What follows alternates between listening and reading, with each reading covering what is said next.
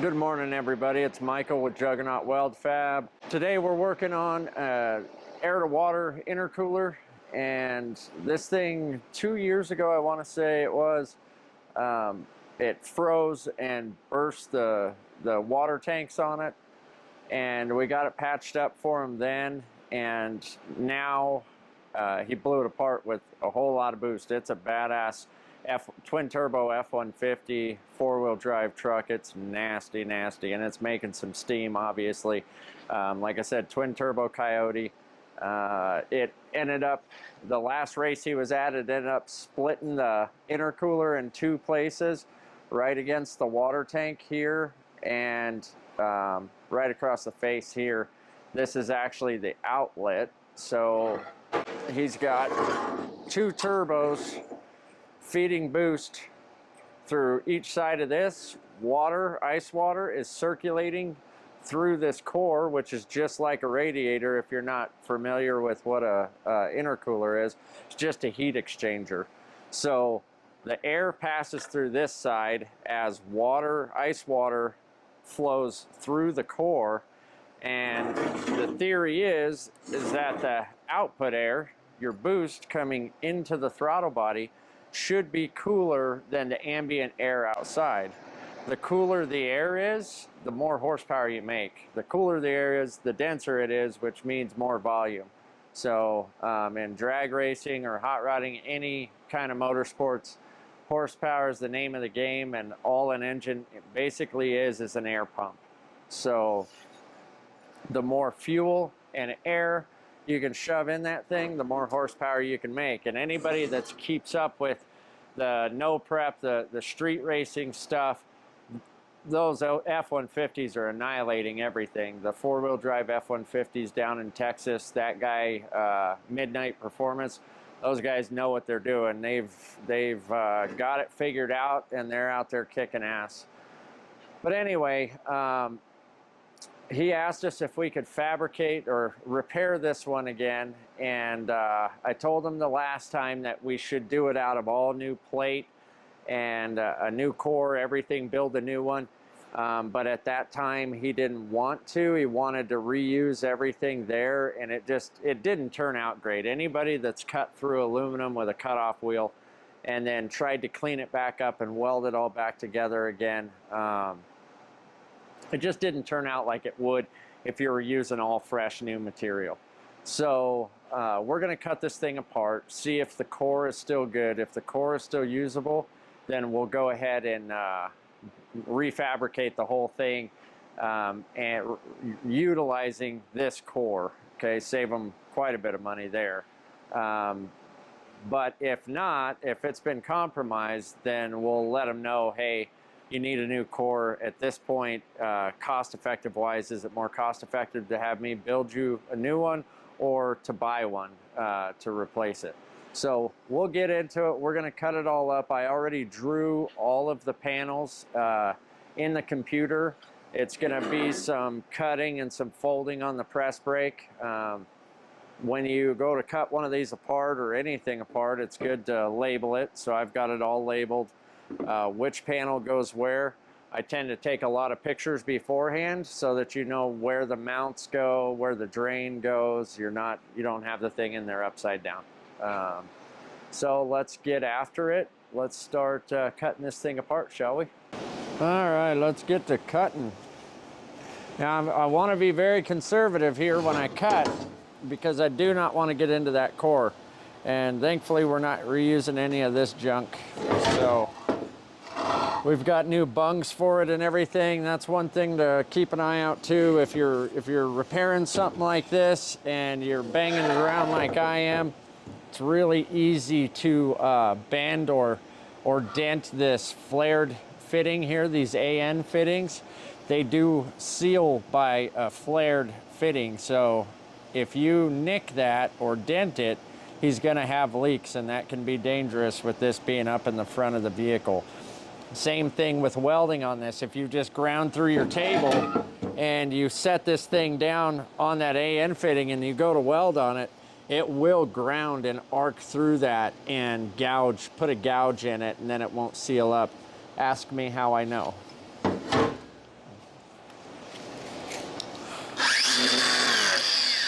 Load up our wheel with our wax. Again, I'm being very conservative with my cut. I do not want to get into that core. Those intercooler cores are very expensive. Very nice, very nice. You can see I'm cutting all the way on the edge of that weld, and yes, we're gonna have quite a bit of cleanup to do, but it's worth it. And I'm not even cutting all the way through this piece because it's so close to the core. I'm just scoring it enough that hopefully once we get the other side cut, we can peel it off. Okay, so I'm gonna show you guys. You can see I tried my hardest to stay away from that core. So yeah, I'm gonna have a lot of cleanup to do, but it's better than cutting into that core. And on that side where it comes flush with the core, I just cut most of the way through the sheet and then used a hammer and a little cat's paw to pry it up. Break that off of there.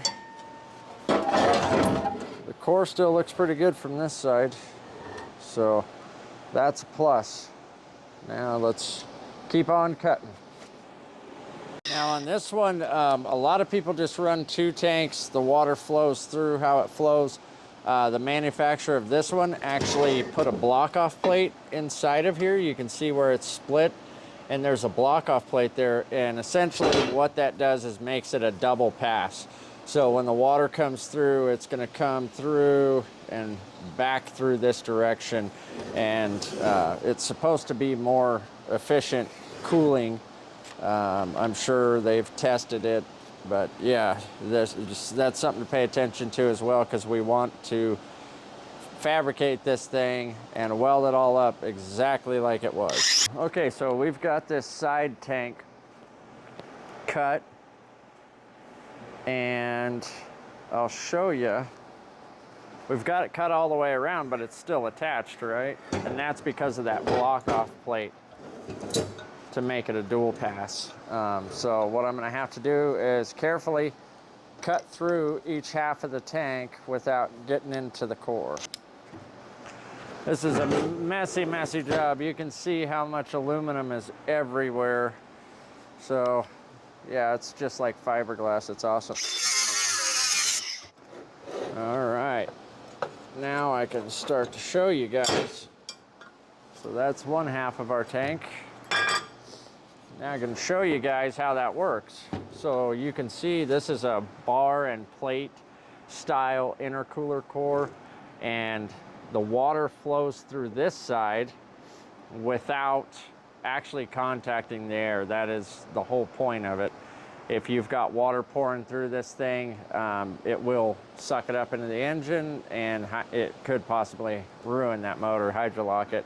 So we want to make sure that we get this thing super duper cleaned up like brand new, and when we weld these water tanks on, we want them to be watertight, okay? And then we'll pressure test it and everything before we give it back to them. Okay, so this is what we're left with. We've got our charge side, or the air side, cut off. We've got our side tanks cut off. And I've got all new bungs for this. I usually keep a bunch of bungs on hand, but it's gonna be -12 feeds for the water. We've got some 3/8 threaded bungs for the mounts. We've got 3.5-inch tubing that will have to bead roll a little lip on for their coupler. And then this is 2.5-inch that's coming into it from both turbos. So this is what you end up with. That is your core. This is the most expensive part of the intercooler, along with the fabrication cost. But we need to get all this material cleaned off without damaging the core. Looks good for the most part, but like I said, I did see some rust in there. Okay, so we have all of our plates cut to recreate this intercooler. I got the core all cleaned up this morning. Got it all cleaned up, ground down, cleaned up with a roll-lock after that. Along with all the edges of our plates, we cleaned up with a roll-lock, including the back sides of the edges as well. We cut these on our STV CNC plasma table, and now we're going to go over to the press brake and bend these up. I've got this Klein Tools angle finder, and that is how I'm recreating the bends in this intercooler. So looks like we've got an 18-degree angle on this plate, and this is a 90. So we'll go ahead and bend this here. I'll show you guys what I do when I draw this in CAD. I will put a half circle at each of my bend lines, and that helps for lining up the material when you go to bend it. It makes it nice because you can just line those two dots up and bend them up. My press brake is an old AccuPress that doesn't have a backstop.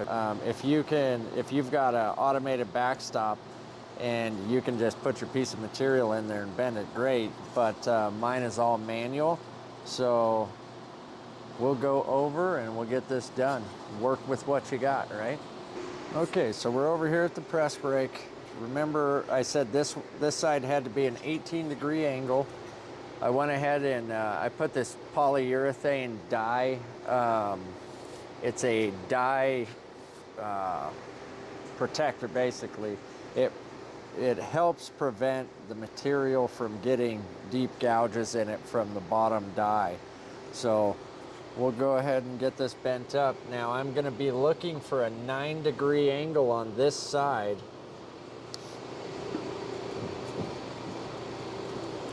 Because it's folding both sides as we bend this.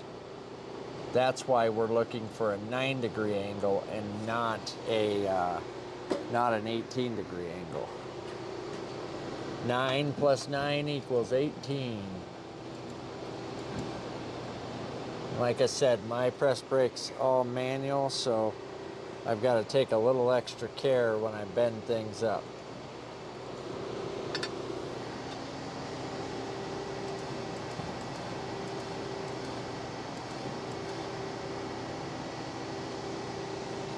There we go, there's our 9.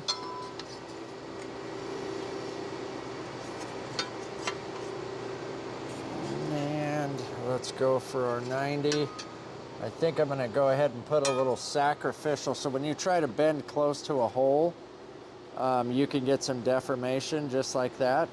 So what I'm going to do is get a sacrificial piece of material and lay that underneath here while we bend.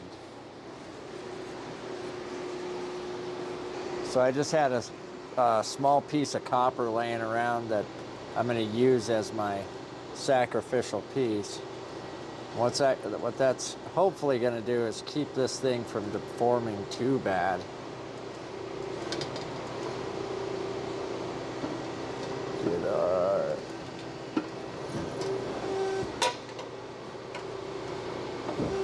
Yeah, I should have done that in the first place, because like I said, you can see some deformation right here, but it's going to be okay. Our weld is so close to that.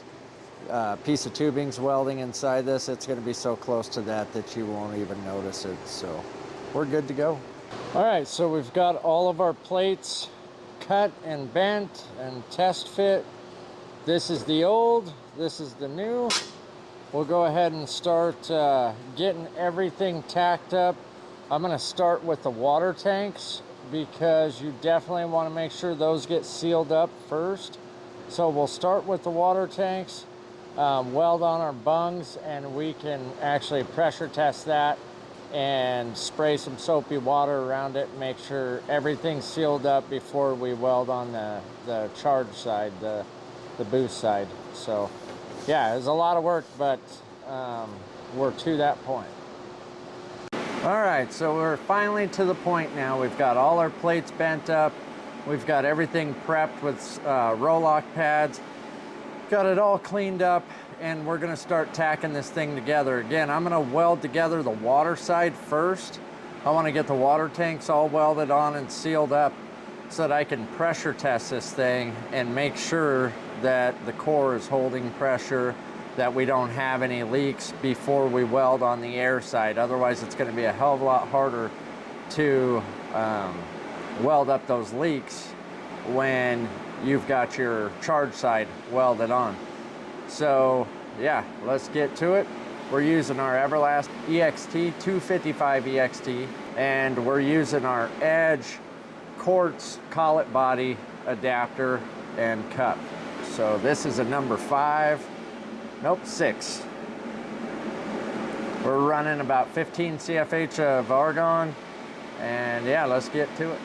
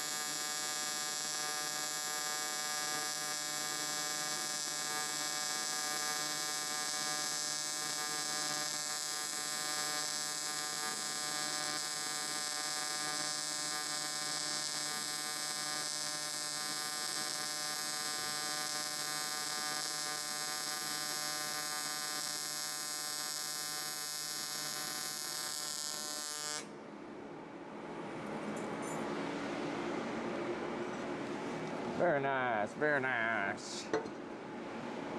Man, I tell you what, these SATE finishing wheels, they're a conditioning wheel. It's got Scotch-Brite and a little bit of fine sandpaper on it. They work great for prepping up your edges and smoothing them out. I think I said before in the video that plasma cut edges are nasty. If you go to try to weld over it, you need to prep them up first, clean them up real well. The smoother you can get them without lines, if you can get all those lines out of it, the smoother your weld's gonna be. So let's go for this. We've got it all cleaned up. Using 53, 56 filler rod.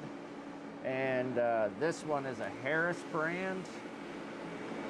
And always clean your material, or your filler rod. Always clean your filler rod before welding, because you'll see they're full of oil from the manufacturing process. So use a rag with a little bit of acetone on it. Clean up your filler rod before you get started.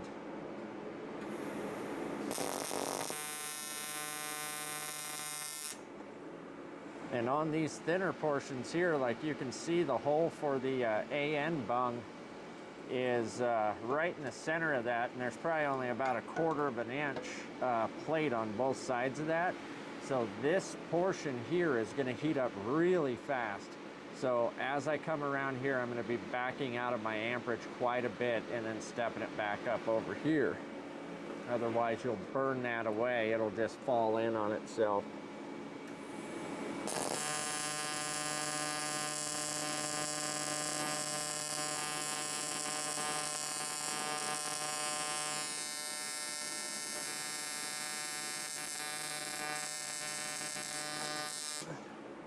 That was pretty nasty on that corner. It depends on the core that you get. I'm not even certain what core this is. I want to say he's got an on-3 kit, so this one might be a Chinese core. I am not certain, but depending on what core you get, they definitely weld up differently. The Garrett cores are really nice, good cores. Those are the ones I prefer.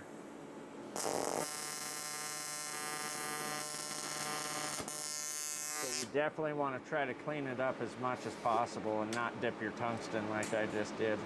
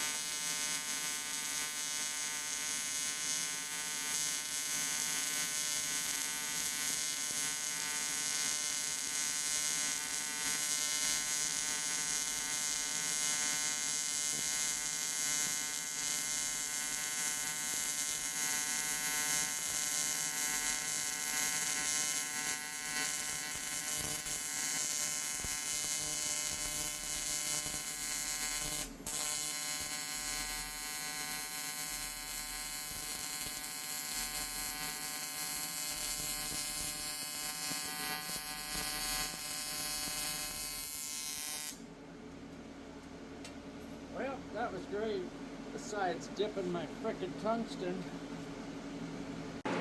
All right, what I'm doing right now is pressure testing the water side, right? Because that water runs through these bars and into these tanks. Well, from the tanks into the bars. So these silicone powder coating plugs work perfect for this. And then some Dawn dish soap and water.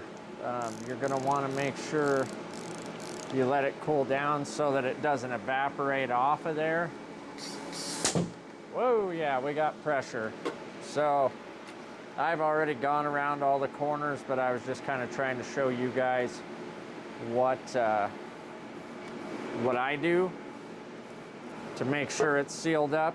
And yeah, just make sure you go over it a few times because a tiny little pinhole can create a big problem.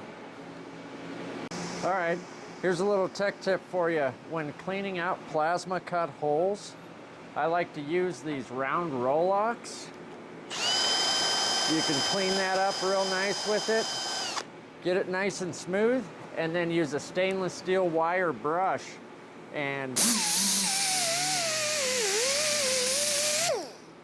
now it's ready to weld.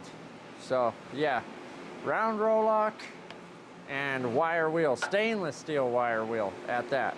All right, so we've got our intercooler all welded up. Turned out really nice. Again, customer brought me a blown up intercooler for a twin turbo F-150 and needed it recreated and wanted to reuse his core. So that's what we did for him. These guys are a major factor in that.